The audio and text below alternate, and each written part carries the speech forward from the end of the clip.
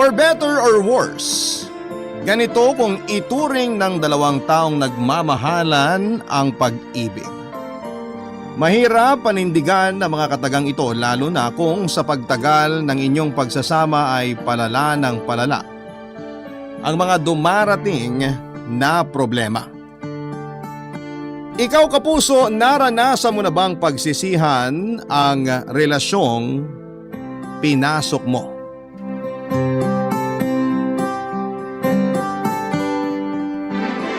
Dear Papa Dudut, magandang tanghali po sa inyo at sa lahat ng nakatutok sa Barangay Love Stories ngayong araw.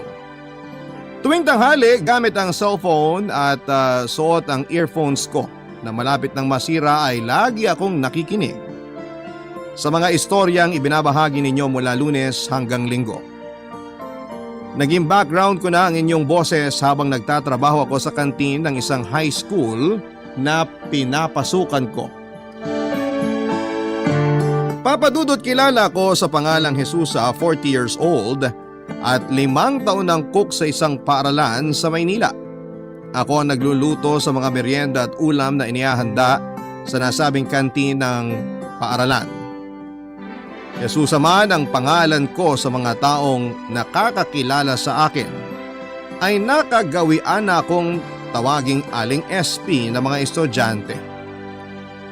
SP mula sa pagkaing espasol. Nagsimula ang lahat dahil sa panlalait. Kinakantsawan ako noong mukhang espasol dahil daw sa sobrang kapal ng suot kong make-up.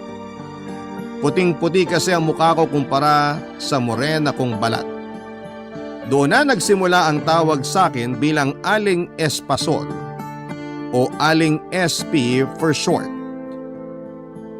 Papa Dudut, may rason kung bakit nahilig ako sa pagsusuot ng makeup. At ito ang dahilan kung bakit ako nagpadala ng sulat sa inyo. Gusto kong i-share ang kwento ko sa lahat para magbigay ng aral sa bawat nakikinig. Sa mundo kasi natin ay may kanya-kanya tayong pinagdadaanan at ang mga bagay na nakikita natin ay may rason kung bakit ito ganon. Magsisimula po ang kwento ko 10 years ago noong 30 years old pa lamang ako. Papa Dudut.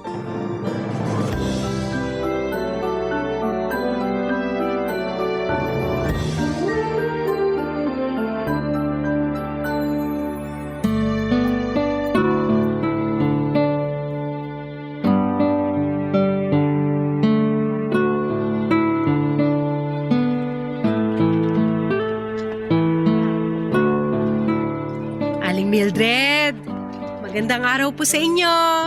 Magandang araw din. Pabili po ako. May itlog po ba kayo dyan, tsaka instant noodles? Anong klaseng noodles? Yung chicken po. Pabili po ako isang noodles, tsaka isang itlog. 30 lahat. Ang mahal naman. Aba, mahal na talaga ang mga bilihin ngayon. Anong akala mo sa panahon natin? Dekada 90? Namura pa ang mga paninda? Ang bilis lang kasing tumaas ng mga bilihin ngayon. Hirap kumabol. Huwag mong sabihin uutang ka na naman. Wala pa akong buhay na mano, tsaka hindi ka pwedeng umutang dito hanggat hindi pa kayo nakakabayad sa mga naunang inutang ninyo. Hindi po, babayaran ko po to. Eto, pasensya na po, puro barya tong dala ko. 26, 28, 30. Eto po, 30 po lahat yan, pakibilang na lang ulit. Isusupot ko pa ba to? Wag na po, sayang yung plastic. Hahawakan ko na lang. O heto, Salamat po. yung hiniram yung pera sa akin, kailan nyo naman babayaran? Wala pa po akong maipambabayad ngayon eh. Katapusan din po kasi, may iba pa kaming binayaran. Ay naku, Jesusa! 5 buwan na yung utang ninyo sa akin. Hindi pa kasama dun yung mga listahan nyo ng utang dito sa tindahan ko. Puro na lang kayo sa susunod ng sa susunod. Napagod na lang talaga akong maningil. Huwag po kayo mag-alala. Kayo ang una kong babayaran kapag nagkapera po ako. Kailan naman kaya mangyayari yan? Kailangan ko ng eksaktong araw. Hindi ko pa po sigurado eh. Basta maniwala kayo sa akin, magbabayad ako sa inyo. Siguraduhin mo lang yan ha. Kailangan ko yung perang yon dahil may babayaran din ako. Opo, huwag kayong mag-alala. Aling Mildred, may ano ba kayo dyan? May extra ba kayong pera dyan na pwedeng mahiram? Hihiram ka na naman? Wala kang ang pambayad, hihiram ka ulit? Kaya nga po ako hihiram ulit kasi wala akong pambayad. Sabay-sabay ko na lang babayaran lahat sa susunod na buwan. Ay naku, wala akong pera. Tigilan mo ko, Jesusa ha. Mabait akong tao kung sa mabait.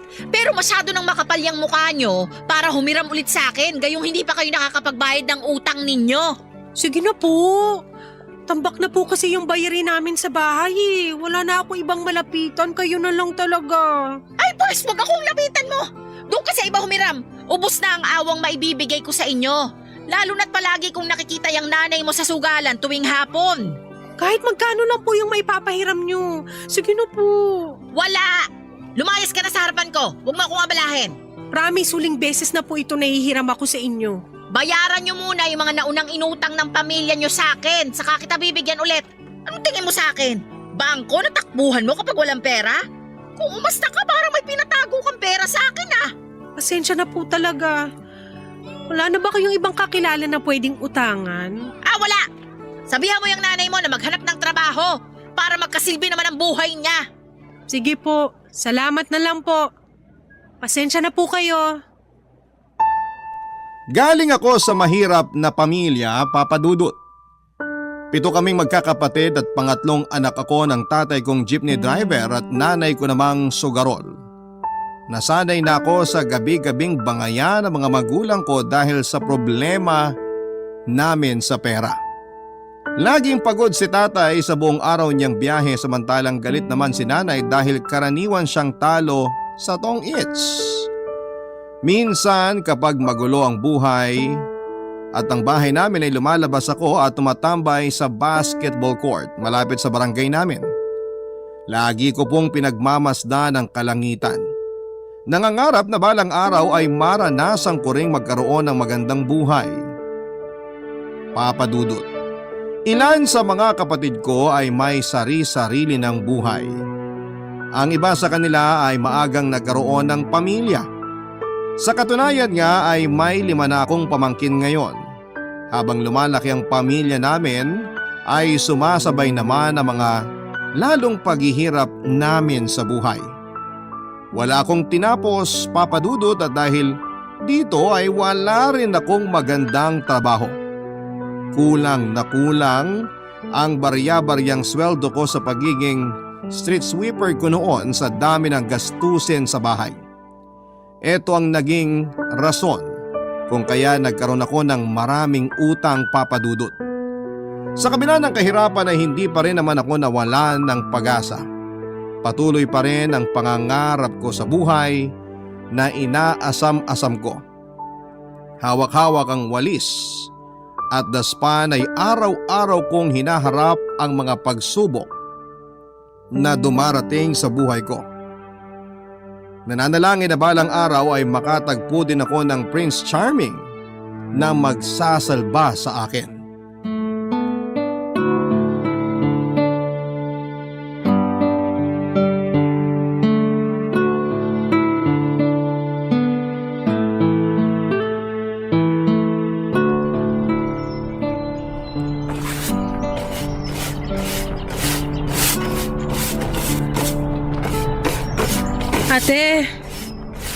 Ate Ophel, Oh, bakit?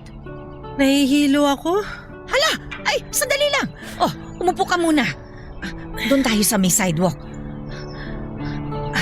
Magpahinga ka muna rito, ha?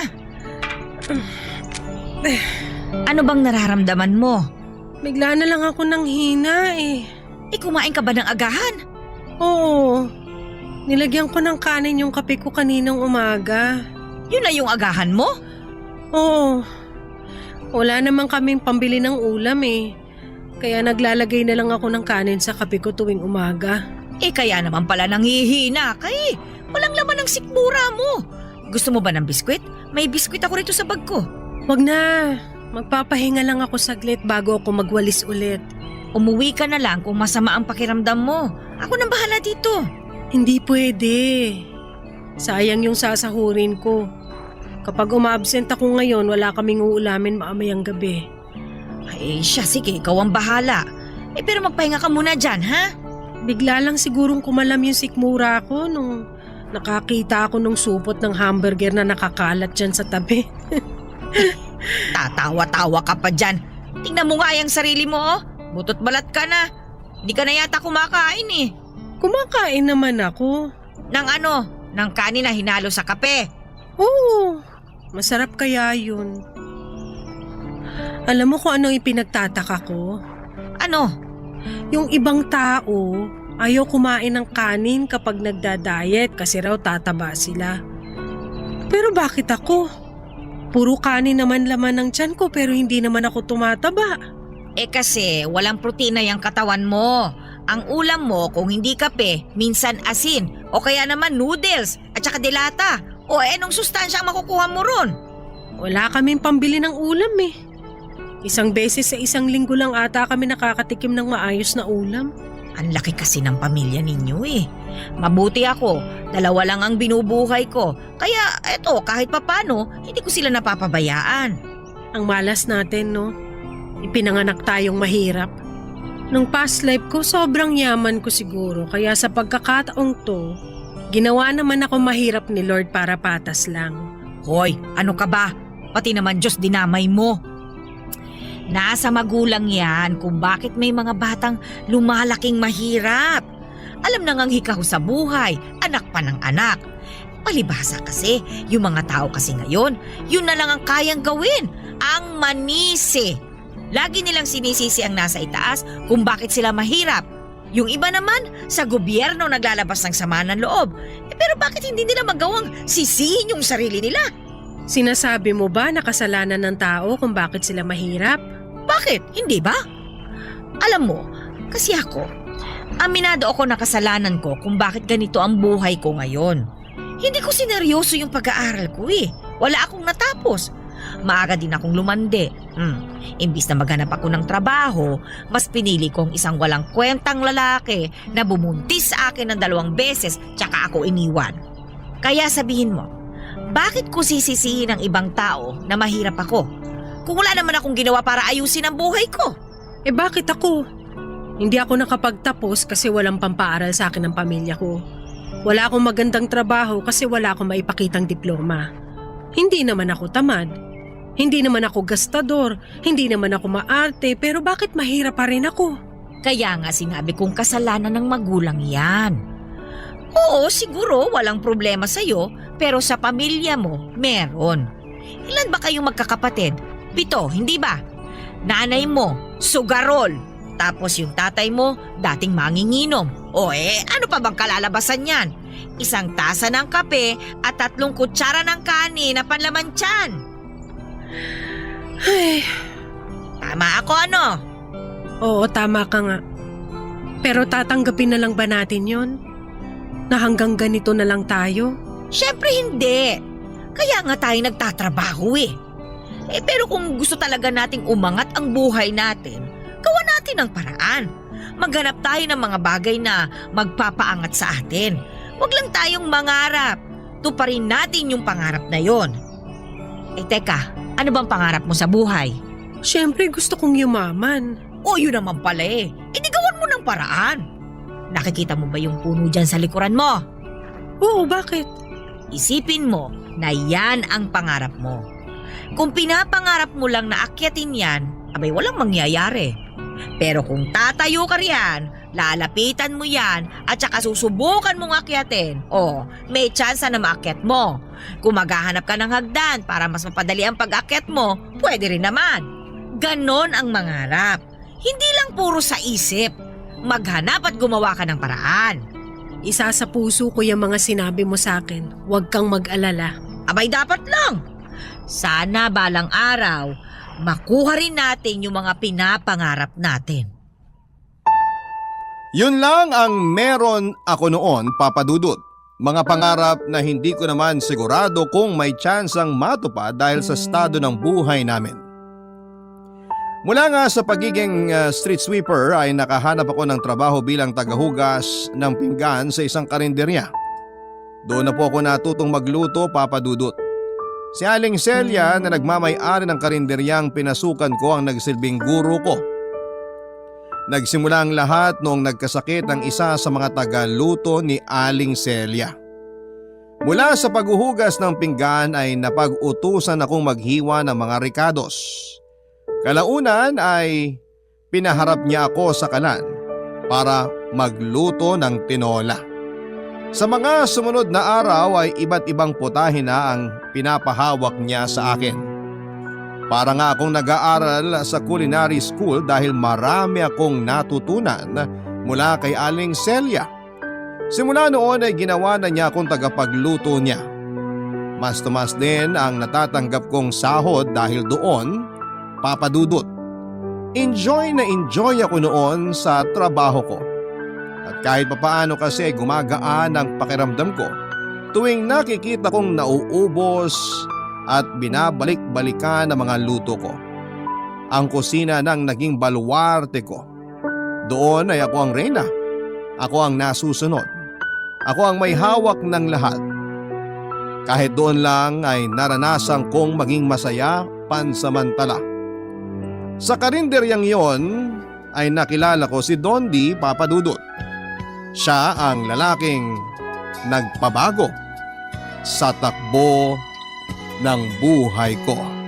Barangay Love Stories. Barangay Love Stories. Isang construction worker si Dondi Papadudut.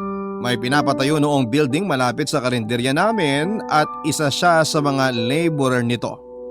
Una ko siyang nakita noong minsang magpahinga ako sa harap ng karinderya matapos ang lunchtime. Nakatayo siya sa di kalayuan sa amin, hawak-hawak ang sigarilyo habang nagpapahangin. Unang tingin ko pa lamang sa kanya ay naakit na kaagad ako sa itsura ni Dondi. Matipuno ang katawan dahil yon ang kanilang puhunan sa trabaho. Matangkad siya, makapalang kilay na tumugma sa bilugan niyang mga mata. Sunog ang kanyang balat dahil araw-araw siyang nasa initan, pero para sa akin ay mas nakadagdag sa kanyang kakisigan ng kulay ng balat niya. Hanggang sulyap lang ako kay Dondi noon. Wala naman din akong kumpiyansa sa sarili para makipagkilala kahit na crush ko siya. Halos araw-araw siya noong tumatambay malapit sa amin para lamang makisindi ng yosi. Meron kasing matandang babae na nagtitinda ng sigarilyo at tubig malapit sa karinderya at doon laging nakapwesto si Dondi kapag nagpapahinga. Tuwing nangyayari yon ay pasimple naman akong sumisilip sa kanya. Para nga po akong teenager na kinikilig tuwing nakikita ko siya, Papa Dudut.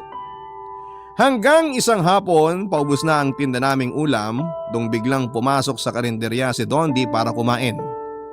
Umigtad ang puso ko, Papa Dudut, noong nakita ko na sa malapitan ng lalaking dati ay sinusulyapan ko lamang, Papa Dudut.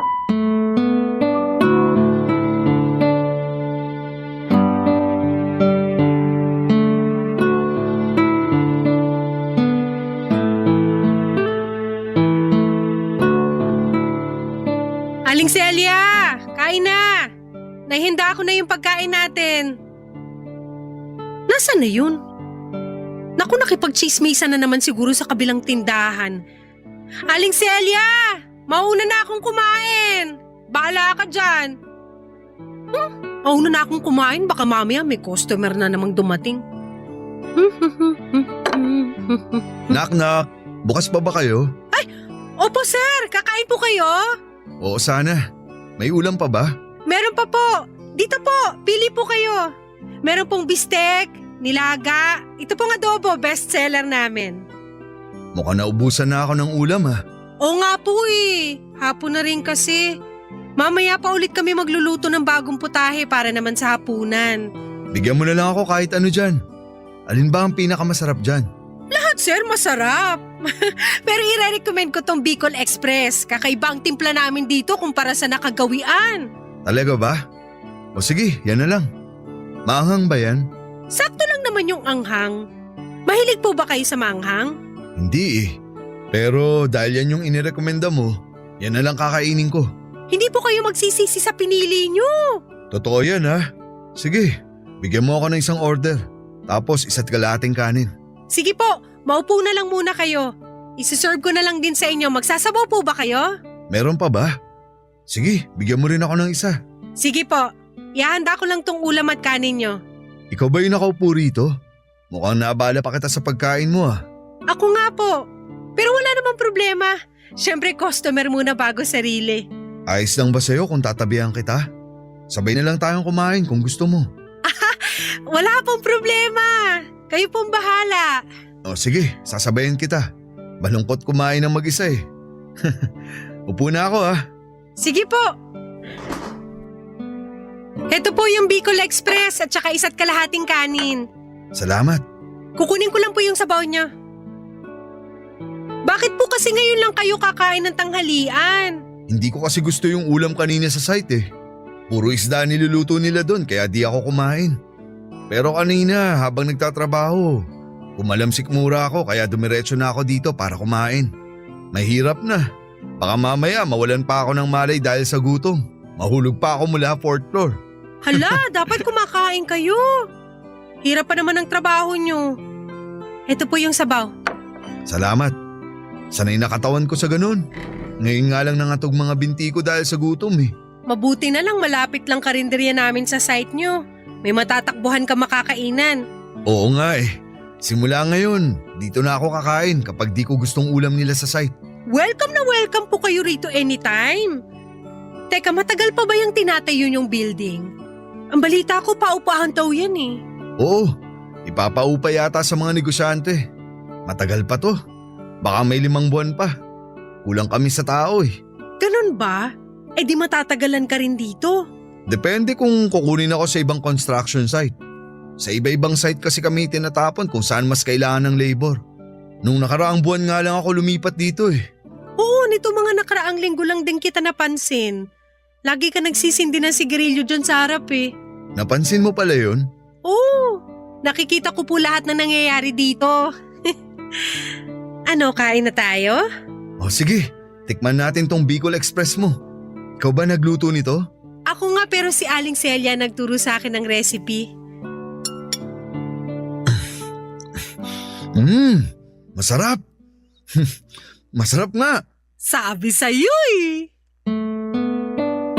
Papadudod sa Sampaloc nakatira si Dondi noong mga panahong nagkakilala kami. Tubong Pangasinan siya at maagang nakipagsapalaran sa syudad para tulungan ang kapatid niyang may sakit. May 2 siyang kapatid, ang panganay na may sakit sa puso at ang bunso naman na may sarili ng pamilya. Walang trabaho ang pareho niyang magulang kaya halos sa kanya na nakaasa ang buong pamilya niya. Hindi ko inaasahan na magkakaroon kami ng pagkakataon ni Dondi na kilalanin ang isa't isa, papadudot. Pagkatapos niyang matikman ang luto ko ay sa amin na siya bumibili noon ng ulam tuwing hindi niya gusto ang luto ng mga kasamahan niya sa construction site. Nung una ay nagkakahiyaan pa kami.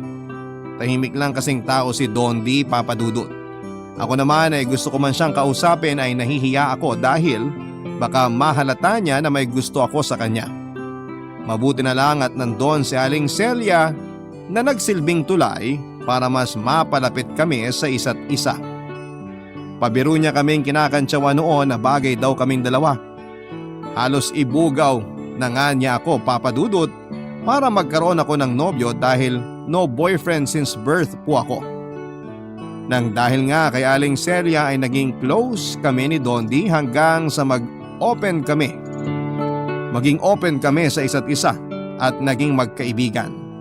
Hindi nagtagal ay nagsimulang magparamdam sa akin si Dondi. Niligawan niya ako, papadudot. Dahil matagal ko naman siyang gusto ay sinagot ko siya. At si Dondi na nga po ang naging kauna-unahan na boyfriend ko.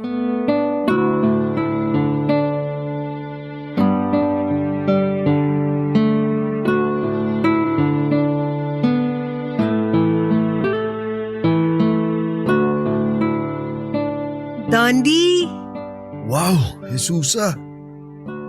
natigilan ka dyan. Wala ka bang sasabihin? Magsalita ka naman. Nagulat lang ako. Ngayon lang kasi kita nakitang nagsuot ng makeup. Hindi ba bagay? Sorry, first time ko lang talaga gumamit ng makeup eh. Tatanggalin ko na lang Hindi. Bagay. Bagay sa'yo. Napakaganda mo. Ikaw naman, masyado mo akong binobola. Totoo ang sinabi ko, hindi kita binobola. Mas lalo nga ako na-inlove sa'yo eh, nung nakita kitang nakabihis. Naku, tigilan mo ako dyan eh. Hiya tuloy ako. Huwag kang mahiya. Dapat na maging proud ka sa ganyang itsura mo eh. Mas lumabas yung taglay mong ganda. Pinatunayan mo lang na hindi ako nagkamali na niligawan kita. Ngayon lang ba ako maganda? Kapag naka-makeup ako? Hindi. Siyempre, hindi yun ang ibig kong sabihin. May makeup man na wala, maganda ka. Bolero. Ako ba?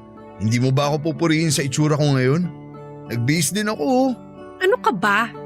Hindi ko na kailangang sabihin. Matagal ka ng gwapo. Kaya nga kita nagustuhan eh. Totoo ba yan? Oo! Simula nung unang araw na nakita kita hanggang ngayon, gwapo ka pa rin. Mas gumagwapo ka nga habang tumatagal. Yan ang masasabi kong bola. Alam kong hindi ako gwapo pero sige. Dahil girlfriend kita, paniniwalaan kita. Gwapo ka sa paningin ko, period. Nasa tao yan, may kanya-kanya naman tayong definisyon ng gwapo at maganda eh. Para sa akin, ikaw ang pinakagwapo at pinakamakisig na lalaki sa buong mundo. Masyado mo naman akong binibaby niyan. Dapat lang kasi ikaw ang baby ko. Ay sus! Tara na, alis na tayo para maiparamdam ko sa'yo kung paano magmahal ang baby mo. Teka, hindi mo pala nasabi sa akin kung saan tayo pupunta. Basta, sama ka na lang sa akin. Dahil ito ang first date natin bilang magkasintahan. Pinaghandaan ko talaga tong araw na to. Baka naman mamaya masyado kang gumastos para sa date na to ha. Dapat pamilya mo sa Pangasinan ang priority mo. Mas kailangan nila pera mo kaysa sa akin. Huwag kang mag-alala. Nag-iipon talaga ako para sa'yo. Kung ano man ang gastos ko ngayong araw, hindi apektado ang pamilya ko. Okay na sa akin kahit saan tayo kumain. Ang mahalaga magkasama tayo. Huwag mo nang isipin ang gastusin natin. Ako na ang bahala doon. Pangako ko sa'yo, hindi man tayo mayaman, hindi ko ipaparamdam sa'yo ang problema sa pera. Salamat. O sige na, umalis na tayo. Baka gabihin pa tayo sa labas. Sige, pero daan muna tayo sa construction site. Bakit? Nandun yung motor ni Pareng Cardo. Hiramin ko. Mabuti na lang pala hindi ako nagbistida. Sasakay pala tayo ng motor. Di bale, kapag yumaman tayo, hindi mo na po problemahin ang suot mo. Kasi sa kotse na tayo sasakay. Ay naku, wish ko lang. Naging maayos naman ang relasyon namin ni Dondi Papa Dudut. Para nga akong naka-jackpot dahil ang unang boyfriend ko ang siya na ring naging huli. Noong natapos nila Dondi ang itinatayo nilang building ay nalipat naman siya sa Bulacan. Nagkalayo man kami sa mga unang buwan ng relasyon namin ay hindi ito naging hadlang sa pagmamahala namin. Nagkaroon kami ng tinatawag na long distance relationship. Pero kahit ganoon ay nalampasan namin ito. Lagi noong tumatawag sa akin si Dondi kapag tapos na siya sa kanyang trabaho para kumustahin ako at para na rin ikwento kung paano ang naging takbo ng araw niya. Araw-araw niya akong ina-update dahilan kaya sobra-sobra ang tiwala ko sa kanya.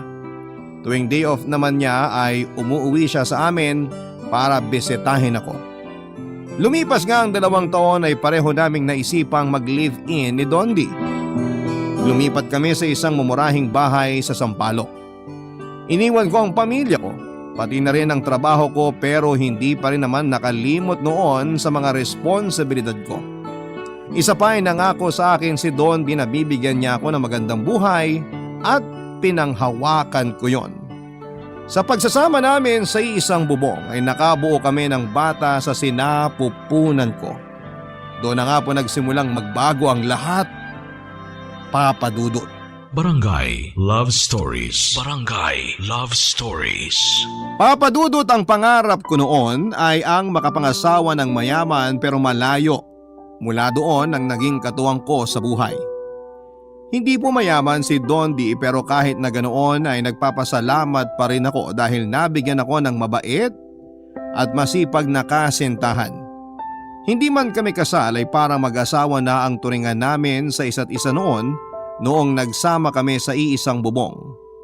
Mas lalo pa ngang tumibay ang pagsasama namin dahil sa pagdating ng anak naming si Eva. Naging magkatuwang kami sa pagpapalaki sa anak namin. Kaso nga lang, lumipas ang mahabang panahon ay unti-unting nagbago ang ugali ni Dondi. Nagsimula ang lahat noong natuto siyang magbisyo, Papa Dudut. Nagkaroon siya ng barkada na mahilig sa inom at sugal.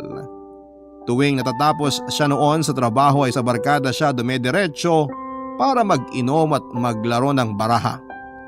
Nung una ay pinapayagan ko siya sa gawain niya dahil tingin ko ay nararapat din naman sa kanya ang mag-enjoy, lalo na at buong araw siyang pagod sa kanyang trabaho. Kaso nga lang ay unti-unting binago ng bisyo niyang yon ang ugali ni Dondi. Naging mainitin ang ulo niya. Hindi lang siya umuuwing lasing, lagi din siyang galit at nagwawala. Lalo na kapag talo ito sa pagsusugal. Karaniwan ako ang napagdidiskitahan ni Dondi lalo na kapag wala siyang mapaglabasan ng galit. Nung una ay natatanggap ko pa ang pagbubunganga nito at pagwawala sa bahay. Pero noong nagsimula na niya akong saktan ay doon na po ako kinabahan ng labis, Papa Dudut.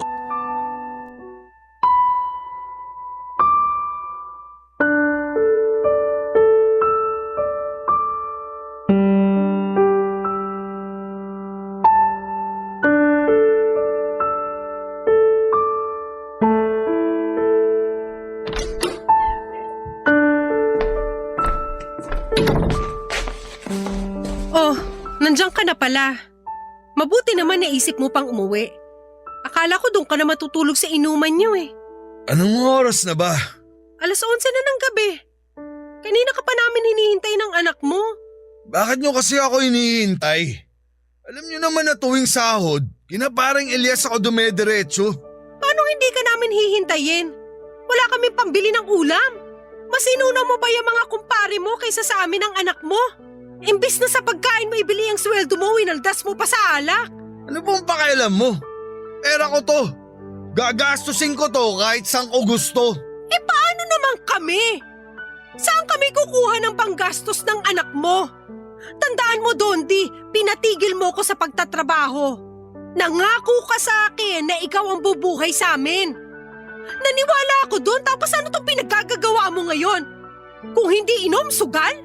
Kung gusto mo pala magbuhay binata, sana hindi ka muna bumuo ng pamilya. Ang dami mong sinasabi.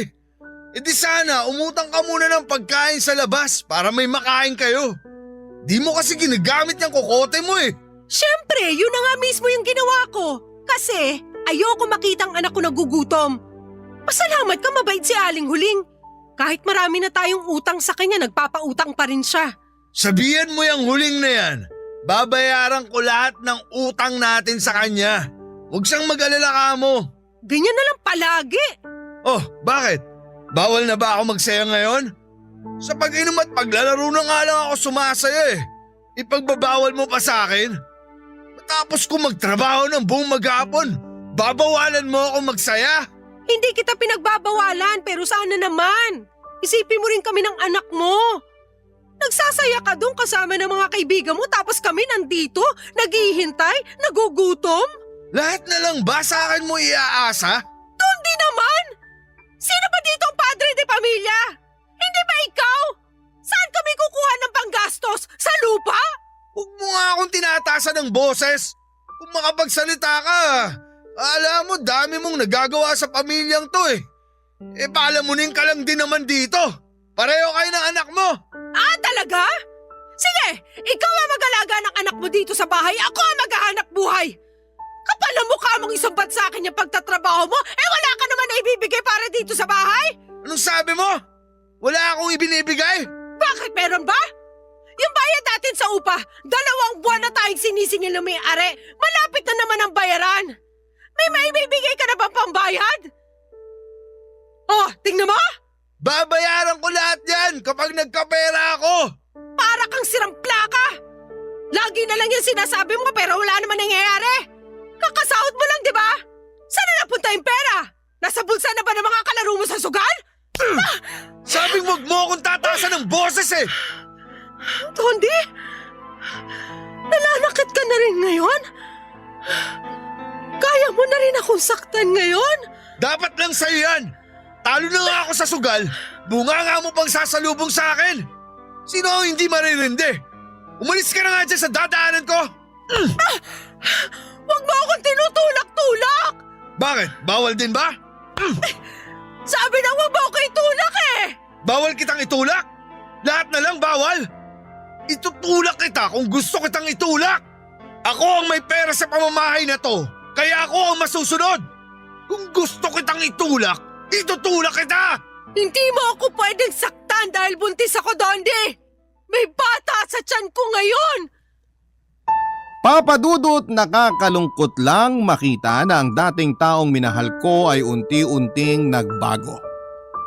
Walang pakialam si Dondi kahit na nagdadalang tawa ko noon. Ang tanging nasa isipan lamang niya ay ang sugal at pag-iinom. Ako ang naging punching bag niya tuwing hindi maganda ang timpla ng ulo niya. Tiniis ko ang lahat ng iyon, Papa Dudut, sa ngalan ng pamilya. Pero sa pagdaan ng mga buwan ay mas lumala pa ng lumala ang ugali ni Dondi. May pagkakataon noon na itinakbo pa ako sa health center dahil nagsuka ako matapos mawala ng malay. Nauntog kasi ang ulo ko sa pader matapos niya akong itulak dahil sa galit niya. Mabuti na lang talaga at walang nangyaring masama sa bata sa tiyan ko. Kahit pa noong ipanganak ko ang pangalawa naming supling ay wala pa rin nagbago sa ugali ni Dondi. Dahil halos lahat ng kinikita niya ay napupunta na lamang sa pagsusugal. At ako na mismo ang dumidiskarte para may makain ang mga anak namin.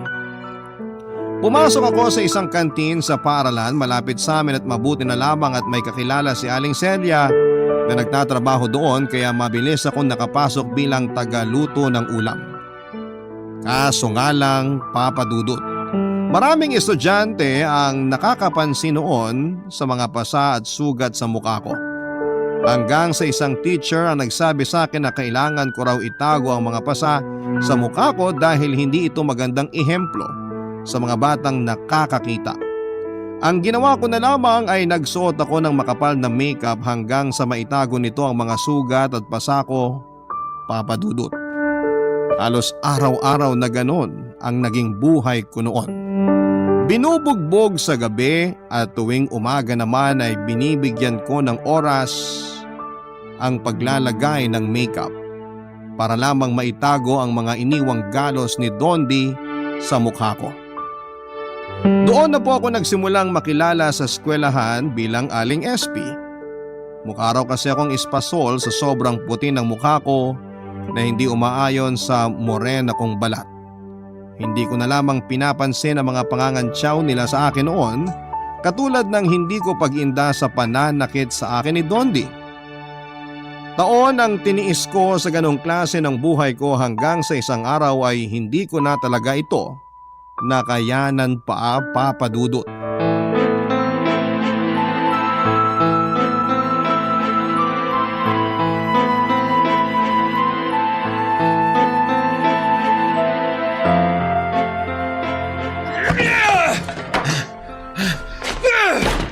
Dondi, tigilan mo ng pagsisira ng mga gamit natin. Ano ba? Buisit! Mga inayupa kayong lahat! Ano na naman bang ikinaiinit ng ulo mo ngayon? Wala kayong silbi! Lahat kayo walang kwenta! Dondi, tumigil ka na nga! Gabi na nakakaya sa mga kapitbahay natin. Wala akong pakialam! Lasing ka na naman ba? Umalis ka sa harapan ko kung ayaw mong madamay dito! Bakit? Anong gagawin mo sa akin? Bubugbugin mo ulit ako? Binabalaan kita, Jesusa! Huwag mo nang dagdagan tong galit ko! Lagi ka naman ganyan eh. Tsaka ka lang matapang kapag nakainom. Paglalasing-lasing ka tapos uuwi kang galit. Wala na nga tayo pero maninira ka pa ng gamit. Buisit naman oh! Umalis ka nga dito! Naalibadbaran ako sa pagmumukha mo! Ikaw nga lumayas dito! Kung gusto mo magwala, doon ka sa labas! Sabayan mong tumahol yung mga aso, pare-pareho kayong perwisyo! Anong sabi mo? Gusto mo bang mamatay ha? Dondi! Busalan Dondi, kita sa bitawan bunganga mo ako! dyan eh! Ano? Hindi ako makahinga! Walang niya ka! Demonyo! Nagtatapang-tapangan ka dyan! Akala mo naman uubra ka sa akin! Pare-pareho lang kayo! Lumayas ka dito! Pinapalis mo ko? Gusto mo na ba talagang mamatay? Halika nga rito! Dodi, huwag ka lalapit sa akin! Matagal na ako nagtitimpi sa yung babae ka! Puro bunganga mo na lang naririnig ko! Tama na, Dodi! Huwag mo kong iyakan dyan! Matapang ka, di ba? Lumaban ka! Saan ka pupunta, ha? Tama na! Huwag ka na lumapit sa akin! Dodi, tama na! Bitiwan mo ako! Hindi! Bitiwan mo ako! Tagtalan mo na ako! Tama na! Tumigil ka na! Pagod na ako! Pagod na ako sa'yo! Nakita mo tong boting to? Ha? Sige, lapitan mo ako! Lumapit ka sa akin! Gigilitan kita sa leeg para matapos ang paghihirap ko! Sige, gawin mo! Kaya mo ba, ha? Huwag ka nalapit sa amin! Hindi ako nagbibiro! Papatayin mo ako! Sige, patayin mo ako! Etong leg ko! Gilitan mo ako! Sige, ano? Kung sawa ka na sa akin, patayin mo na ako! Puro ka salita! Makatulog na nga! Bit-bit ang dalawang anak ay nilayasan namin si Dondi ng gabing yon, Papa Dudut. Bumalik ako sa mga magulang ko at doon naghanap ng suporta. Mabuti na lamang at kahit hirap ay tinanggap pa rin nila ako sa pamamahay nila. Pagkatapos ng nangyari ay sinubukang makipagbalikan ni Dondi sa akin at sinisi niya ang alak. Kung kaya niya nagawang saktan ako, pero noong mga oras na yon ay hindi ko na ulit siya tinanggap sa buhay ko. Maging ang mga magulang ko ay hindi na rin pumayag na bumalik ako sa poder ni Dondi. Ayoko nang dagdagan pa ang trauma ng mga anak ko dahil maging sila ay takot na rin noon sa sarili nilang ama. Lumipas ang mga buwan ay unti-unti na ring tinigilan ni Dondi hanggang sa nabalitaan ko na lamang na may bago na pala siyang kinakasama. Pinilit kong buhayin ang dalawa kong anak bilang isang single mom. Sa ngayon naman, Papa Dudut, ay patuloy pa rin po ako sa pagsusumikap. Wala pa rin nagbago sa buhay ko pero masasabi kong maayos na ang lagay naming mag-iina dahil wala nang taong umaabuso sa amin. Masaya ako na matapos ang napakahabang panahon ay tuluyang ko nang tinigilan ang paglalagay ng makapal na makeup sa mukha ko dahil wala na akong kailangang pang itago. Hanggang ngayon ay patuloy pa rin ang pagtawag sa akin ng mga estudyante bilang Aling SP. Yun na kasi ang nakasanayang tawag sa akin ng nakakarami na minana nila sa mga naunang estudyante na unang nagbansag sa akin noon. Hindi ko na lamang ito minasama dahil alam ko namang hindi nila alam kung ano ang punot dulo ng pangalang yon. Ngayon ay tinatawanan ko na lamang ito, Papa Dudut, dahil tapos na ako sa parte ng buhay kong yon at nakapag-move on na ako mula sa nakaraan. Hanggang dito na lamang po ang kwentong maibabahagi ko sa inyo. Maraming salamat po sa inyo at mabuhay po kayong lahat. Ang inyong forever kapuso at kabarangay, Jesusa. Nagustuhan ng iyong napakinggan? Ituloy yan via live stream sa www.gmanetwork.com/radio. Barangay LS 97.1 Forever!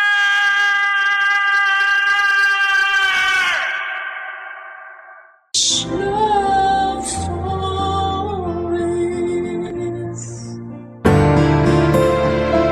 Kapag pinagkatiwalaan tayo ng isang tao, alagaan natin yon at huwag sirain. Kaya nga kapag may isang bagay na hindi rin sa atin ay huwag natin itong kukunin o aangkinin. Ikaw, kabarangay, may pinagkakatiwalaan ka bang tao? Dear Papa Dudut, hindi lahat ng tao ay binibiyayaang magkaroon ng kapatid. At isa na po ako doon. Pero hindi naman ako nagtampo sa mga magulang ko dahil naiintindihan ko ang sitwasyon na pinagdadaanan nila. Magkaanak lamang noong araw. Rainbow baby kasi ako at ang ibig sabihin ay meron nang pinagbuntis ang mama ko bago ako, ngunit sa kasamaang palad ay hindi man lamang nila yon nasilayan dahil maagang kinuha sa kanila. Simula noon ay matagal bago sila sumubok na magkaanak muli ni Papa, kaya nang dumating ako sa buhay nila, ay masayang-masaya sila at nagpapasalamat ng husto sa Diyos.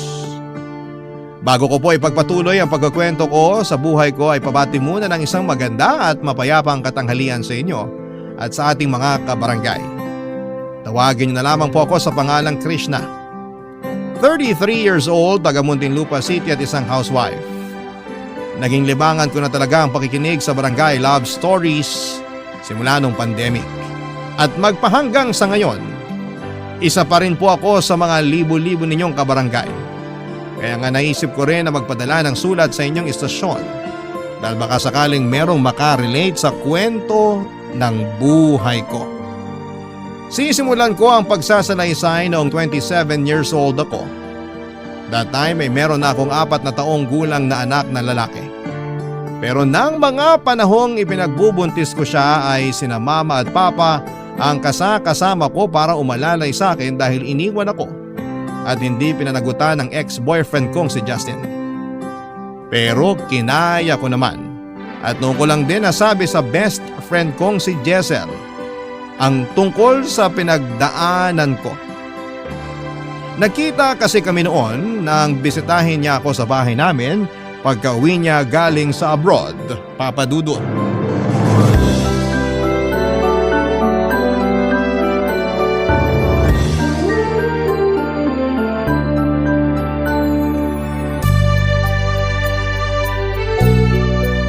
Grabe! Hindi ko akalain na pag nagkita na pala uli tayo meron ka ng 4-year-old son? Ang bilis ng panahon! Oo nga eh. Pasensya ka na, hindi ko man lang nabanggit sa'yo. Okay lang yon. Nawalan din tayo ng komunikasyon eh. Bukod doon, naglaylo rin talaga ako sa social media.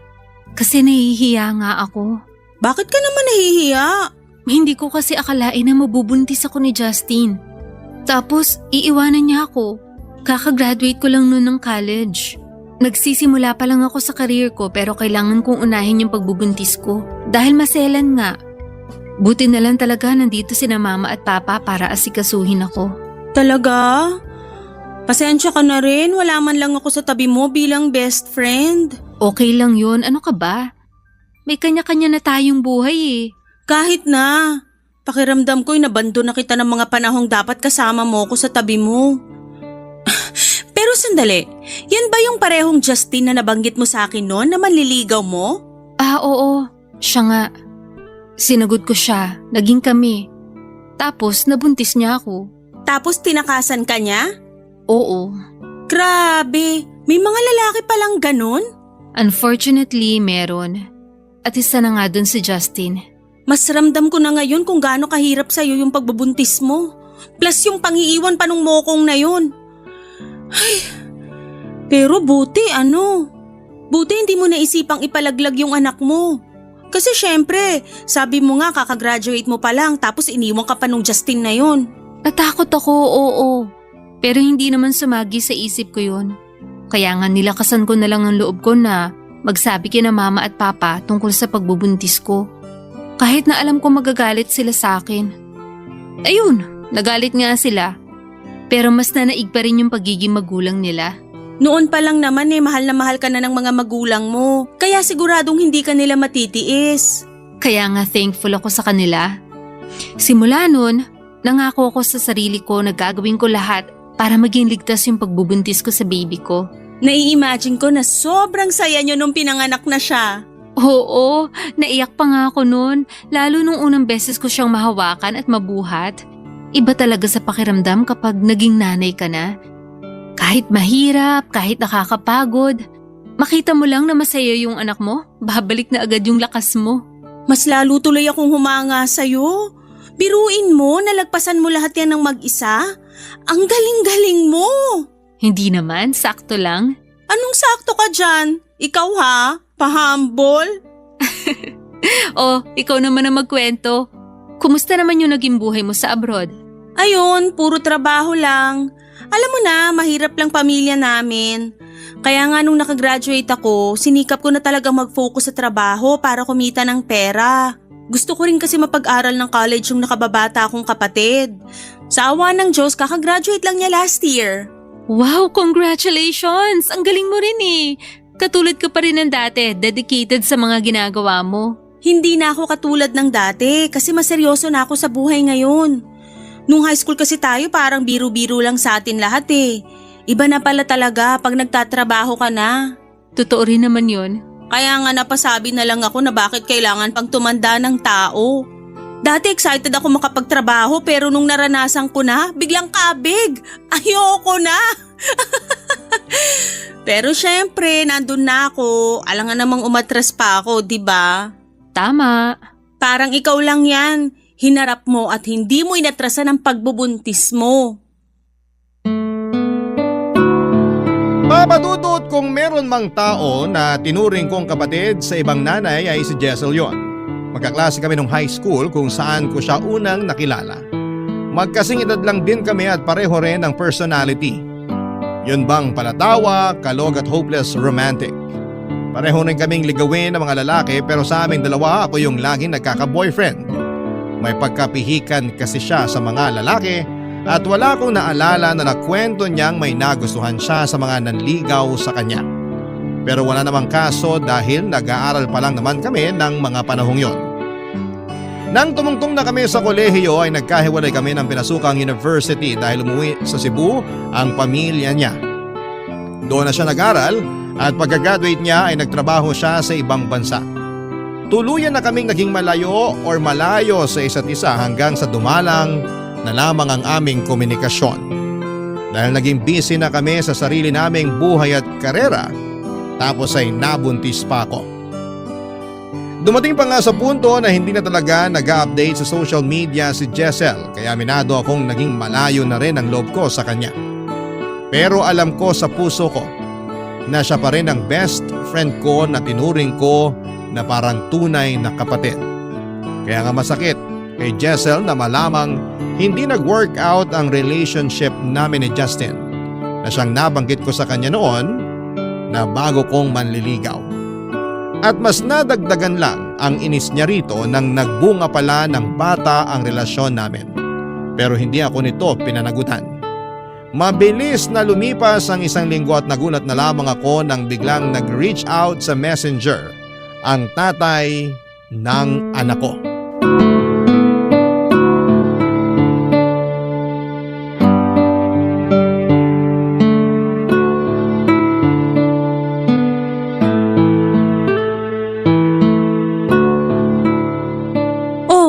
Balisa ka dyan. Ha? Ako? Balisa? Oo, kanina pa kasi ako nagkukwento pero kung hindi delayed yung response mo, hindi mo naman naiintindihan yung sinasabi ko. Ganun ba? Pasensya ka na ha? Okay lang, hindi rin naman mahalaga yung sinasabi ko. Pero ano ba kasing problema? Pwede mong sabihin sa akin, baka makatulong ako. Ano kasi? Ano nga?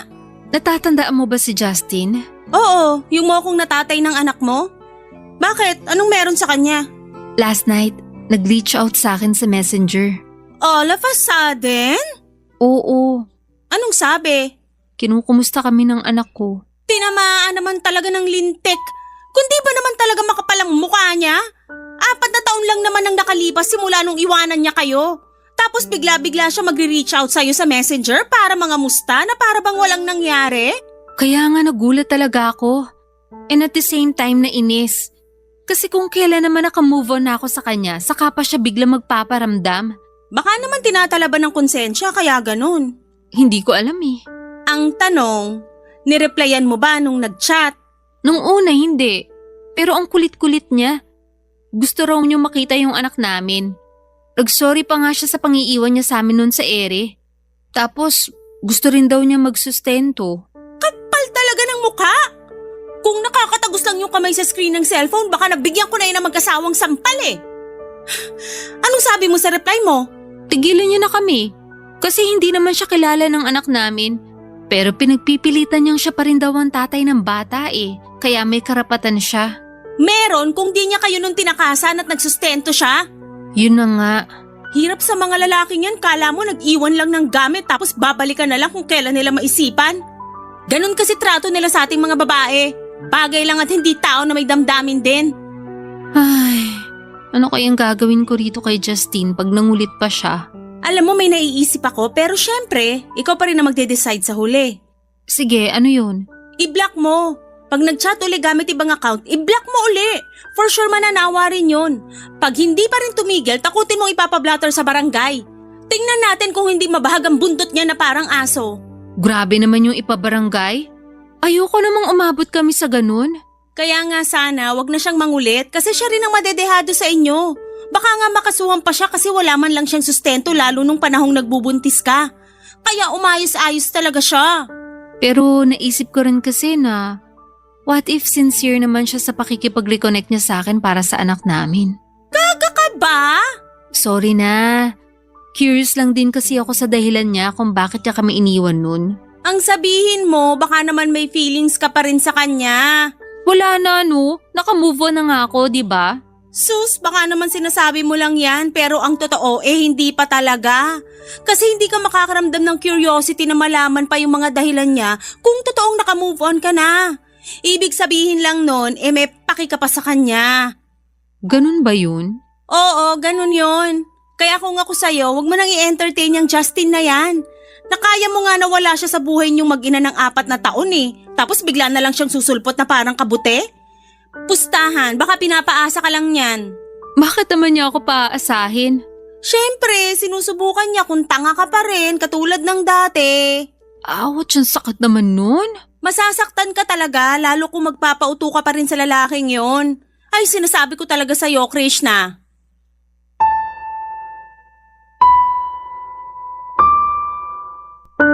Papadudot malaking palaisipan talaga sa akin kung bakit bigla na lang nagparamdam sa amin ang anak ko si Justin.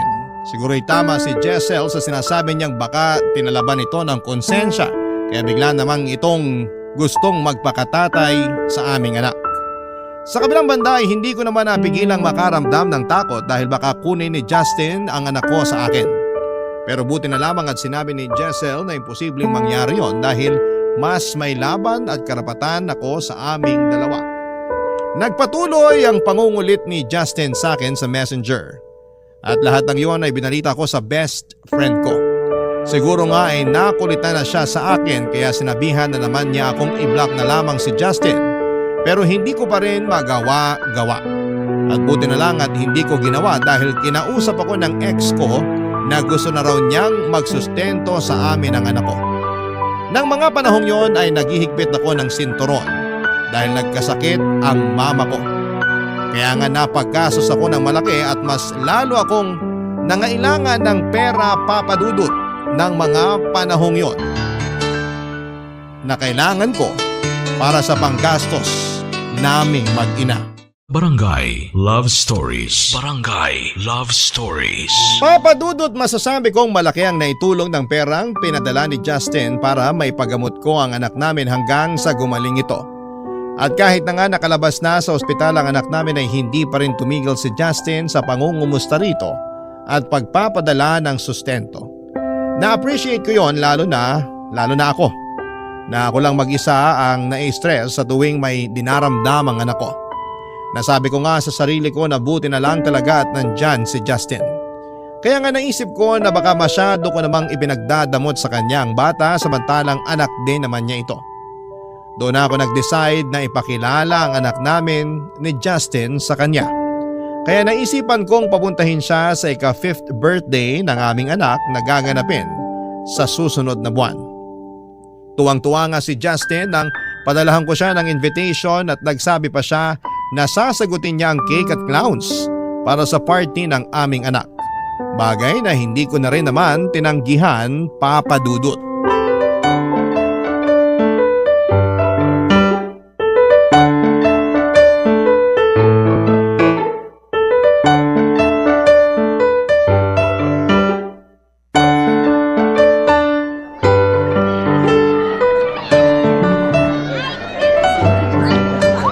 Wow, bongga naman itong birthday party ng anak mo, Krishna. Oo, sinikap ko talaga mabigyan siya ng magandang birthday party. Lalo na lumalaki na siya. Mas na-appreciate niya na yung mga bagay. Oo nga may pa-clown pa nga Aliw. Pero teka, Siguro naman hindi ka umutang para magpa-party ng bongga ha? Kasi di ba last month medyo nangailangan kayo ng pera dahil sa pagkakasakit ng mama at anak mo? Hindi naman ako nangutang. May konting ipon naman ako pero yung totoo, tinulungan ako ni Justin para mabigyan ng magandang birthday party yung anak namin.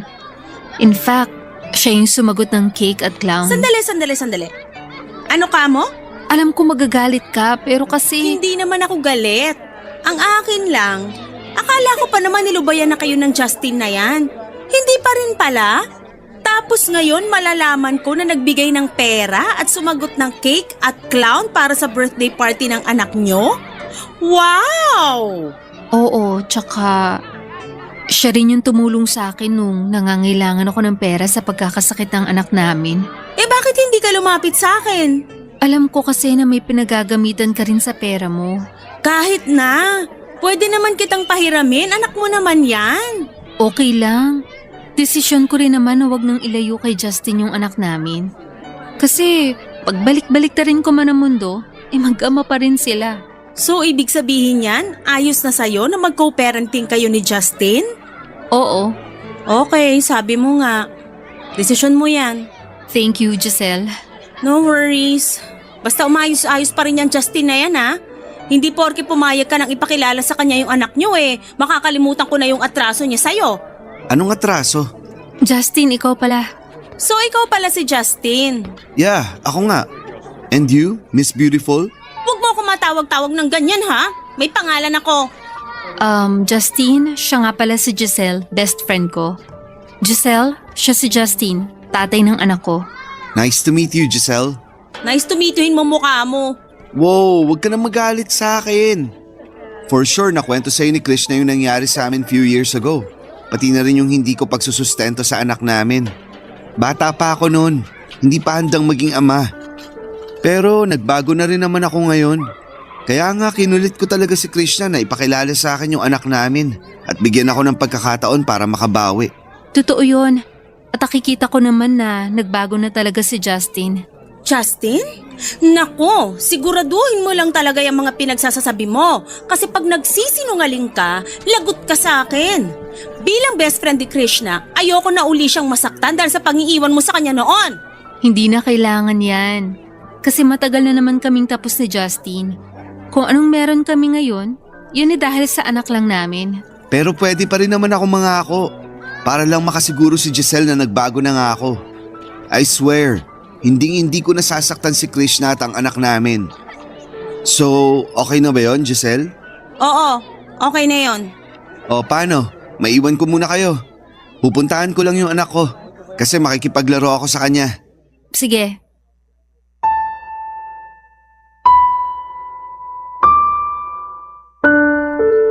Papadudot na takot talaga ako kasi baka magskandalo si Giselle kapag nakita at nakilala niya si Justin. Alam ko kasi naggalit siya rito base pa lamang sa mga kwento ko sa kanya noong nagkita kami ulit. Kasalanan ko naman kasi siniraan ko sa kanya si Justin pero hindi ko rin naman nakalain na biglang magpaparamdam sa akin muli ang ex-boyfriend ko. Pero noong matapos ngang kausapin ni Giselle nang maayos si Justin, nang ipakilala ko sila sa isa't isa ay nakahinga na ako ng maluwag. Nagpatuloy ang masayang birthday party ng anak ko ng araw na yon at aaminin ko na sa lahat ng mga celebration namin ng birthday niya, yun ang pinakamasaya kasi nandun si Giselle ang best friend ko at si Justin na tatay ng anak ko. Nagpatuloy ang communication namin ni Justin kahit natapos na ang party ng anak ko. Pero hindi naman namin pinag-usapan ang tungkol sa amin dahil puro lang sa bata ang topic namin. Ayos na rin yon dahil ayokong makagulo sa buhay ni Justin sakaling meron na siyang bagong karelasyon. Mabilis na lumipas ang 2 buwan at napansin ko na dumalang na ang pangungumusta ni Justin sa anak namin. Madalas ako yung nagpapadala ng picture ng bata sa kanya para naman aware siya sa mga nangyayari sa bata. Pero inaabot ng 1 o 2 araw bago niya isin ang chat ko. Nilalike lang din niya ang mga messages ko o di kaya ay hindi na niya nire-replyan. Tapos isang beses ay pumalya siyang magbigay ng sustento pero hindi ko siya sinita. Tinawagan ko na lamang siya ng pansin nang naulit yon ng sumunod na buwan. Pero hindi ko na sinin o nireplyan man lang ni Justin sa messenger ang mensahe ko.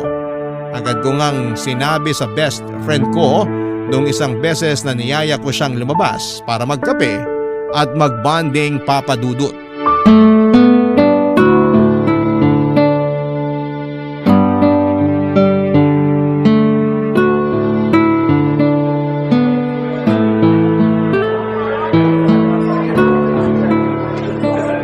Nang lulubog lilitaw yung pagpaparamdam ni Justin sa anak namin.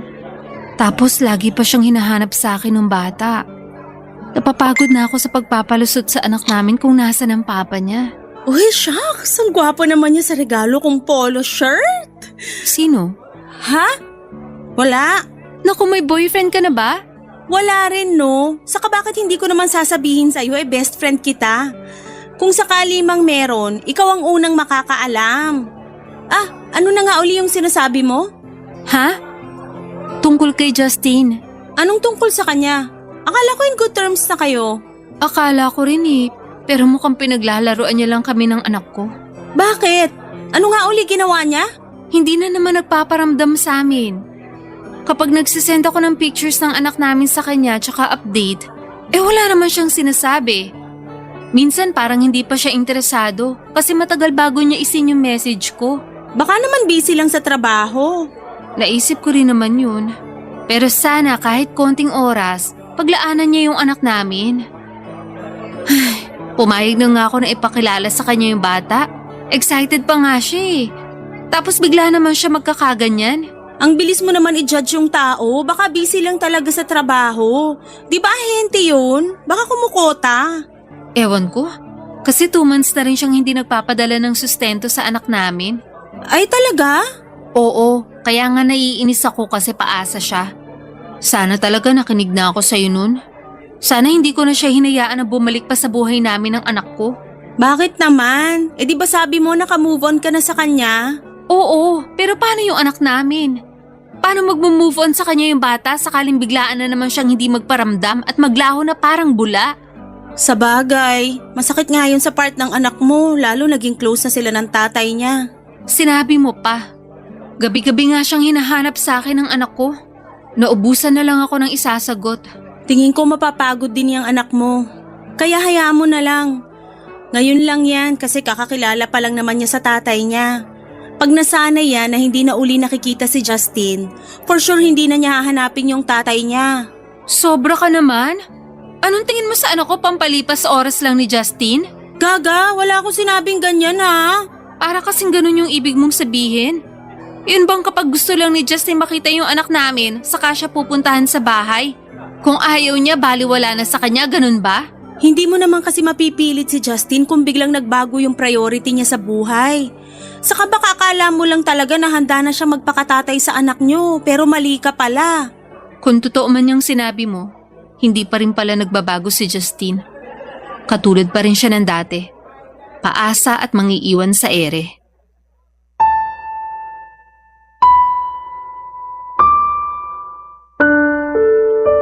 Papadudot noong ko nga lang nakausap si Giselle pero parang hindi pa namin nasulit dahil mas madalas pa siyang nakatingin sa cellphone niya kaysa mag-focus sa pinag-uusapan namin. Pero hindi ko na siya sinita dahil nakikita ko naman na masaya siya. Sa isipan ko ay baka may love life na ang best friend ko at kung totoo nga yun ay masayang masaya ako para sa kanya. Ine-expect ko na ikukwento niya sa akin ang tungkol sa kachat niya pero umikot lang sa buhay namin ang pinag-usapan namin ng araw na yon. Hindi ko na lang masyadong dinamdam dahil baka hindi pa ready si Giselle na banggitin ang tungkol sa love life niya.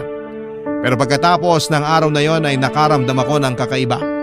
Hindi ko lang may paliwanag kaya pinagsawalang bahala ko na lamang. Nagdaan pa ang mga araw, dumaan lang na talaga ang pakikipag-communicate sa akin ni Justin hanggang sa nagulat na lamang ako dahil nakablock na ako sa messenger niya. Tapos ay hindi rin nag-reply sa mga chats ko si Giselle. Hinayaan ko na lamang muna siya dahil baka abala siya sa ibang bagay. Pero lumipas na lamang ang 1 buwan ay tuluyan ng hindi nagparamdam sa akin ang best friend ko. Ni hindi na rin siya dumadalaw sa bahay namin. At nalaman ko na nga lang na umuwi raw ito ng Cebu pero hindi man lang nagsabi sa akin o kahit man lang nagpaalam na may pupuntahan siya. Papa Dudut. Barangay Love Stories. Barangay Love Stories. Papa Dudut, hindi na nga naging active sa social media si Giselle nang umuwi siya sa Cebu. May isang beses na sinubukan kong tawagan ang number niya pero cannot be reached na ito. Yun ang naging hudyat ko para tigilan na ang pakikipag-communicate kay Giselle dahil wala rin naman akong mapapala pa. Pero nasaktan pa rin ako kasi ang alam ko ay wala naman akong ginawang masama sa kanya para iwan niya bigla sa ere. Dumagdag pa yung frustration ko kay Justin dahil sa pambablock niya sa akin sa Messenger matapos niyang magparamdam at sandaling magpakatatay sa aming anak. Sa isipan ko ay pinaglaruan lang niya kami ng anak ko. Kaya naman galit na galit ako sa kanya. Nagdaan ng 3 taon, naka-move on na ako sa pang-ghost sa akin ni Justin. Sinabi ko nga sa sarili ko na kung magparamdam pa siya ulit ay hindi ko na siya bibigyan ng pagkakataon matapos niya yung sayangin. Pinaliwanag ko rin sa anak ko na wala na ang tatay niya kaya wag na niya itong hanapin pa. Tapos nakilala ko naman si Vincent na siyang naging boyfriend ko at hindi nagtagal ay naging fiancé. Siya rin ang pumalit sa pwesto ni Justin bilang father figure sa anak namin, Papa Dudut.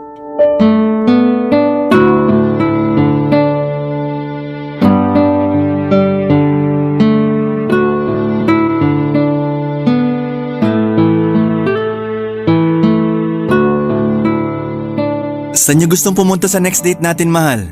Ha? Naku, kahit dito na lang sa bahay. Okay na sa amin yun ng anak ko. Sa akin naman yata hindi okay yon. Bakit naman? Siyempre, gusto ko kayong dalhin na mag-ina sa magagandang lugar. Pero nakakahiya kasi, mahal. Bakit ka naman mahihiya? Kasi mapapagastos ka pa. Kung dito lang tayo sa bahay magde-date, mas tipid.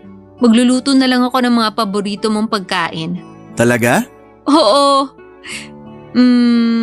Gusto mo ba ng pasta? Oo naman. Pero iniisip ko kasi baka mapagod ka lang sa pagluluto. Kung kakain na lang tayo sa labas, mas madali. Wala namang kaso yon kasi ikaw naman yung pinaglulutuan ko. Alam mo, gusto kitang alagaan kasi mahal na mahal kita.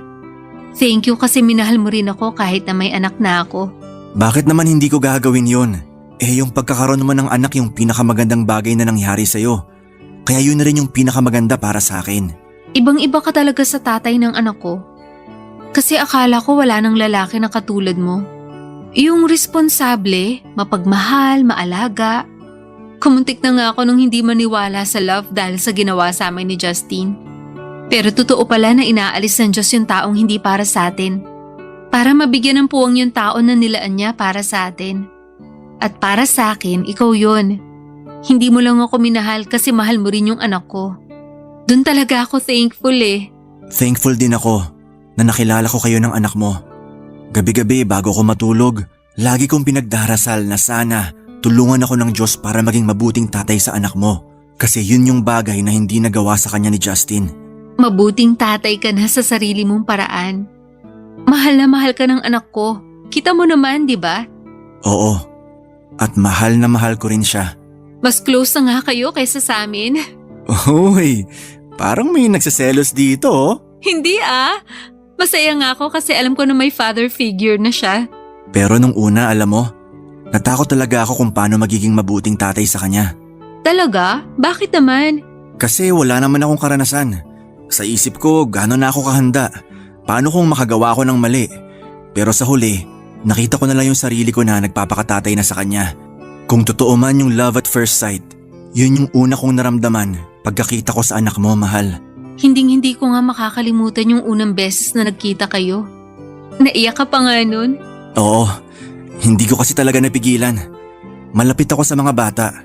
Ako na halos yung nag-alaga at nagpalaki sa mga pamangkin ko. Kaya nga alam ko na agad na ikaw talaga yung lalaking hinahanap ko. Yung lalaking gusto ko makasama hanggang pagtanda natin. Ganyan din yung nararamdaman ko sa'yo. Hindi na ako makapaghintay na iharap ka sa altar at sumumpa para maging asawa mo.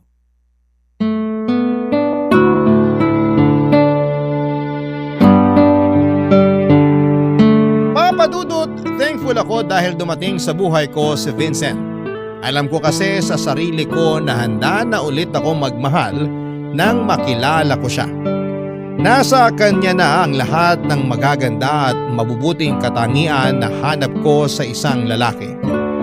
Mapagmahal, maalaga, maalalahanin at bukod doon ay mas una niyang minahal ang anak ko kaysa sa akin. Kaya alam ko na magiging mabuting tatay siya. Hindi rin lingid sa kalaman ni Vincent ang tungkol kina Giselle at Justin. Maging siya ay nagtaka kung bakit bigla na lamang silang naglaho na parang bula. Magkaganon pa man ay hindi ko na binigyan ng puwang sa puso ko at isipan ko ang mga bagay na yon. Tapos na kami ni Justin at wala na rin siyang karapatan sa anak namin. May tampo naman ako kay Giselle dahil kinalimutan niya ang pagkakaibigan namin ng biglaan.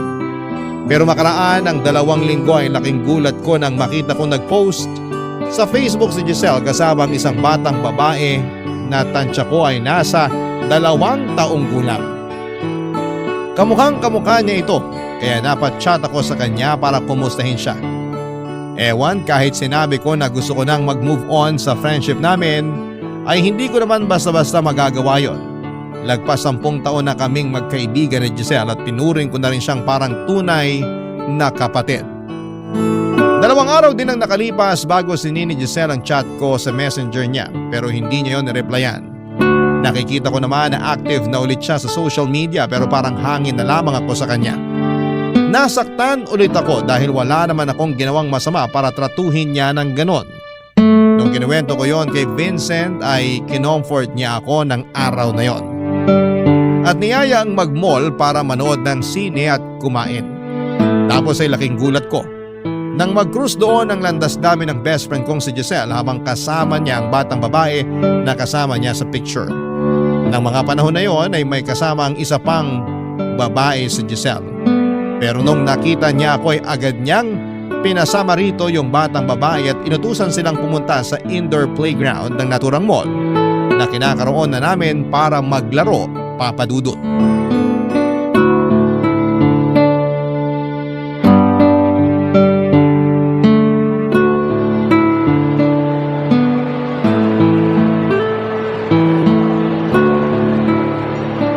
Giselle? Akala ko nasa Cebu ka, pero nasa Manila ka na pala? Oo, last month lang kami umuwi rito. Ganun ba? Pero bakit hindi mo man lang sinabi sa akin? Kahit yung pag-uwi mo sa Cebu, hindi ka rin nagpaalam man lang. Hindi ko naman responsibilidad na ipaalam sa'yo yung nangyayari sa buhay ko Kaya bakit kailangan ko pang sabihin at magpaalam sa'yo? Hindi naman sa ganun. Pero akala ko ba mag-best friend tayo? Oo, pero noon yon. Honey, nasan yung anak natin? Justin? Krishna? Anong ginagawa mo rito? Ako ang dapat magtanong sa'yo ng ganyan. Anong ginagawa mo rito?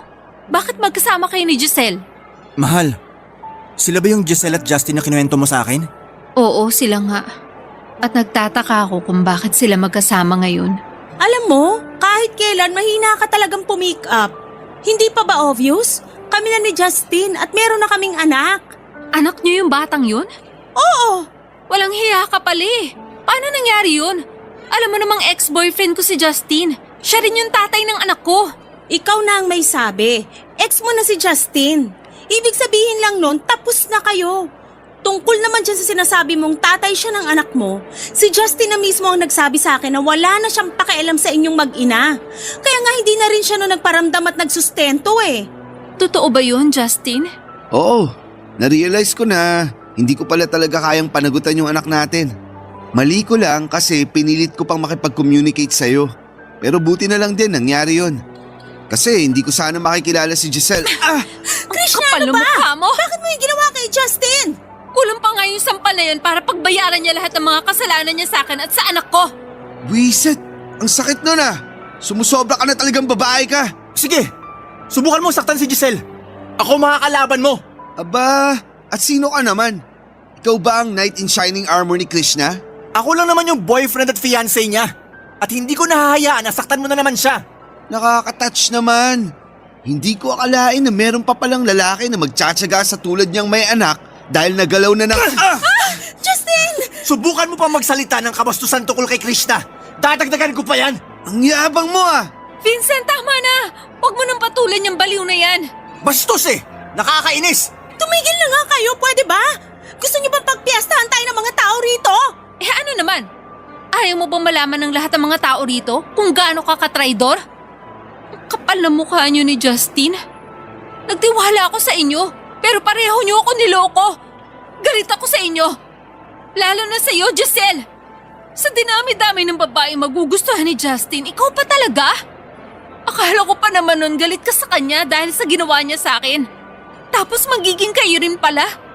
Tinuring pa naman kitang parang kapatid pero traidor ka!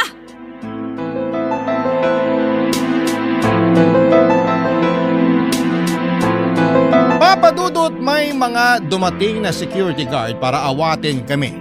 Pero umalis na rin kami kaagad ni Vincent pagkatapos noon. Hindi pa rin ako makapaniwala na sina Giselle at Justin ang nagkatuluyan. Kaya siguro hindi na ako kinausap ni Giselle noon dahil nga may namumuo na silang relasyon ni Justin. At hindi na rin sa akin nagparamdam si Justin dahil nga sila na ni Giselle. Kung ibang babae siguro ang nagkatuluyan ni Justin ay wala na akong pakialam. Hindi ko na rin naman siya mahal pero sa dinami-rami ng babae bakit si Giselle pa ang tinuring kong best friend at parang tunay na kapatid ang pinatulan niya. Pakiramdam ko ay tinaydor niya ako kaya hindi ko siya mapatawad.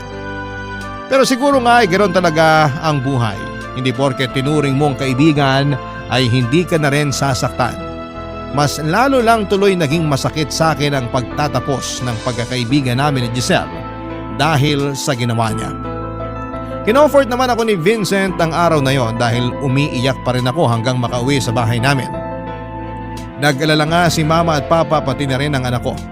Doon ko na nga sinabi sa kanila na nakita ko nga si Giselle at Justin sa mall kasama ang anak nilang babae. Sa huli tinanggap ko na lamang na kailangan ko ng kalimutan ng pagkakaibigan namin ni Giselle. Katulad ng pagkalimot niya sa pinagsamahan namin. Sa kasalukuyan, Papa Dudut ay kasal na kami ni Vincent at masayang masaya ako sa kanya. Sa kanya ko nahanap yung pagkakaibigan na nawala sa akin nang traidorin ako ni Giselle. Kumbaga ay hindi ko lang basta asawa si Vincent, matalik ko rin siyang kaibigan at ipinagpapasalamat ko yon ng husto sa Panginoon. Kung tatanungin ninyo naman ako kung may balita pa ako kina Justin at Giselle ay nalaman ko kamakailan lang mula sa nanay ni Giselle na naghiwalay na rin sila matapos mambabae ni Justin. Nagkataon pa namang buntis noon si Giselle sa second child nila. Naawa ko sa kanya pero siguro iyon na rin ang karma niya dahil sa ginawa niya sa akin. Napatawad ko naman siya pero hindi na muling maibabalik noon ang dati naming pagkakaibigan. Hanggang dito na lamang po at maraming salamat sakaling mapili po ninyong i-ere sa inyong istasyon ang aking kwento. More power po sa Barangay Love Stories at number 1 kayo sa puso namin. Ang inyong forever kapuso at kabarangay, Krishna. Barangay Love Stories. Barangay Love Stories. Napakasakit na nangyari kay letter sender. Pero buti sa uli, naging maayos pa rin ang buhay niya. Anong say mo sa Barangay Love Stories na ito?